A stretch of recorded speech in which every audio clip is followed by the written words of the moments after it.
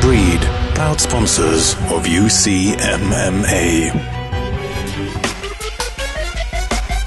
Boom! Welcome to Cage Side with me, Grant Waterman, and Mr. Entertainment himself, Dave O'Donnell. You forgot to say sponsored by Bad Breed, Grant! Sorry, Bad Breed. Listen, we're trying to sort out the gloves for our next white collar event, but there's just gloves everywhere. We can't mess with it too much. They all need testing. Oh! Yeah. It's all too much for me. But we're here today to talk about knockouts and horrible things that you just don't want to see. So if you don't like gruesome, they don't. That's exactly what they want to see. No, if you don't want gruesome, turn off now. We're talking about Uriah Hall. I mean, the gruesome twosome. The gruesome. Yeah. Everybody's talking about the tough knockout, the spinning hook kick. I mean, Grant, you've seen it. We've watched it. Wasn't that great? I think it was classy. Well, it was the effect of the knockout was what they're talking about. Yeah, Dana White said it was the nastiest knockout he'd ever seen in combat sports, anything, let alone MMA. But it wasn't the most brutal knockout, but it was the effect of the knockout that concerned everyone. But you can see, as with every big major promotion, the medics were in there treating the casualty. He was up and he was fine afterwards. The effect of the knockout was worrying, but the actual knockout was not the most brutal. It was Bruce Lee. If Bruce Lee was alive today, that's exactly what we'd be doing in the game. Spinning hook kicks and all that. But we got some great knockouts. I mean, let's talk about Cory Tait's inside crescent kick. I mean, come on. Well, Cory Tait, he's being banded as the UK's answer to Anderson Silva. He did have that loss, but he really bounced back from it. Round two. Yeah, and we see here Dino Gambatesa making sure he picks the right time to close this range because he knows about Cory's dangerous shots on the way in. Oh! He is out! Unbelievable! We were just talking about that, dangerous shots on the way in, and as he came in, we saw exactly that. What a kick. Another highlight reel finish here tonight. And he's made a big statement there to Giorgio Andrews. The replay.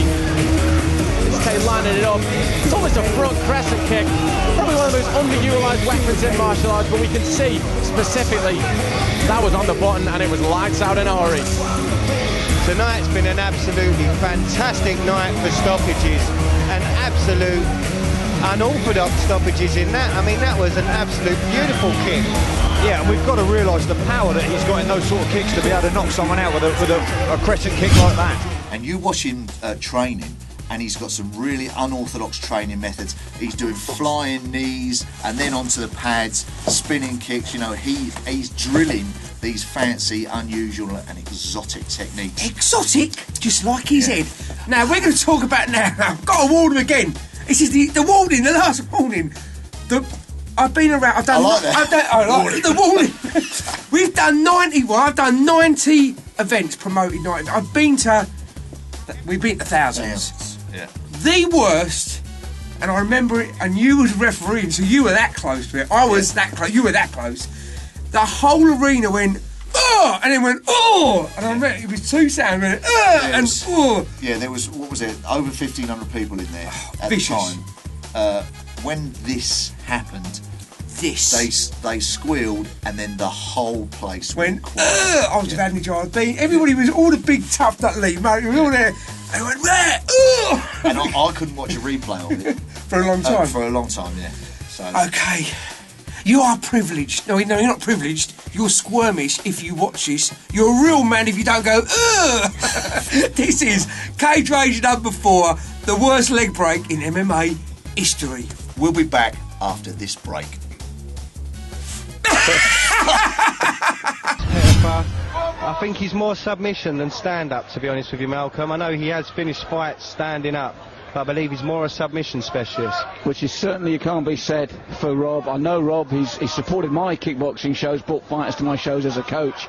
He's a hard man, his boys are hard as well. In fact, he was only a few months back at one of my shows, bringing one of his young novices through, and he'll be up for this, I'll tell you now. Excellent kick by Rob. Oh my God, his throne has gone. Oh heavens.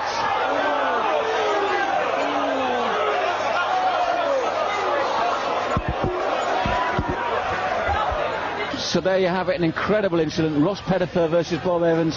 Rob came out through the low kick, shin to shin, and the bone snapped. We've seen this happen only once before in a Muay Thai world title fight, but it happens. The conditioning, I thought originally it was the knee, but having talked to Ross Pettifer, he actually said, I took it on the shin, which is incredible conditioning, because Bob Evans is conditioned as a Thai fighter, which, as we know, they throw those kicks week in, week out.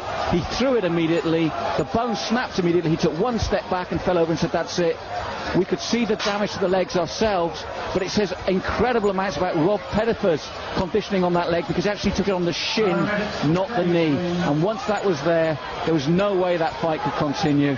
An incredible stoppage, one of those sights that does happen.